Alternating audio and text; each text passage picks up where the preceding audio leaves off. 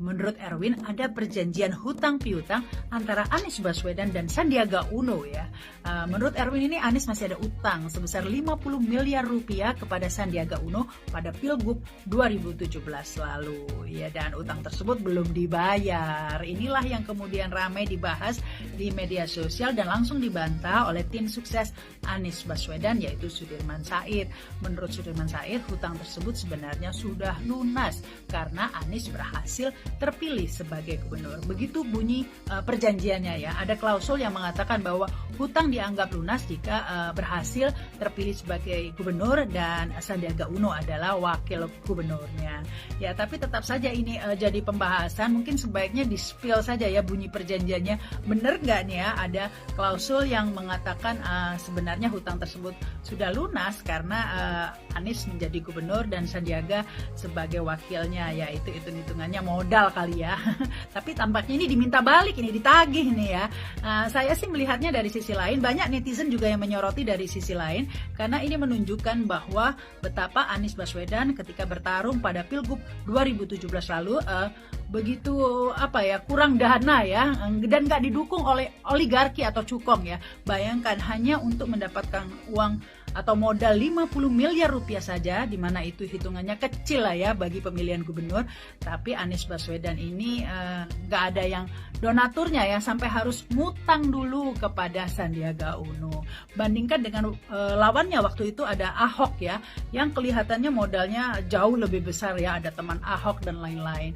Nah, ini menunjukkan Anies Baswedan nggak ada cukongnya ya, sampai harus ngutang ke calon wakil gubernurnya.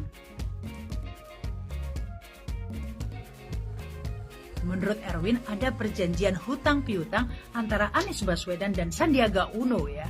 Menurut Erwin ini Anies masih ada utang sebesar 50 miliar rupiah kepada Sandiaga Uno pada Pilgub 2017 lalu.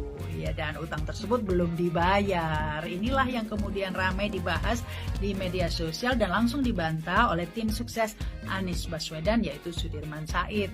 Menurut Sudirman Said, hutang tersebut sebenarnya sudah lunas karena Anies berhasil terpilih sebagai gubernur. Begitu bunyi perjanjiannya ya. Ada klausul yang mengatakan bahwa hutang dianggap lunas jika berhasil terpilih sebagai gubernur dan Sandiaga Uno adalah wakil gubernurnya.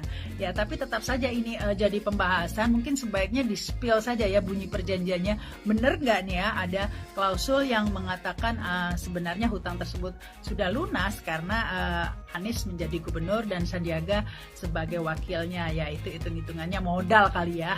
Tapi tampaknya ini diminta balik, ini ditagih nih ya. Saya sih melihatnya dari sisi lain, banyak netizen juga yang menyoroti dari sisi lain karena ini menunjukkan bahwa betapa Anies Baswedan ketika bertarung pada Pilgub 2017 lalu begitu kurang dana ya, dan nggak didukung oleh oligarki atau cukong ya. Bayangkan hanya untuk mendapatkan uang atau modal 50 miliar rupiah saja, di mana itu hitungannya kecil lah ya bagi pemilihan gubernur. Tapi Anies Baswedan ini nggak ada yang donaturnya ya, sampai harus ngutang dulu kepada Sandiaga Uno. Bandingkan dengan lawannya waktu itu ada Ahok ya, yang kelihatannya modalnya jauh lebih besar ya, ada teman Ahok dan lain-lain. Nah, ini menunjukkan Anies Baswedan nggak ada cukongnya ya, sampai harus ngutang ke calon wakil gubernurnya.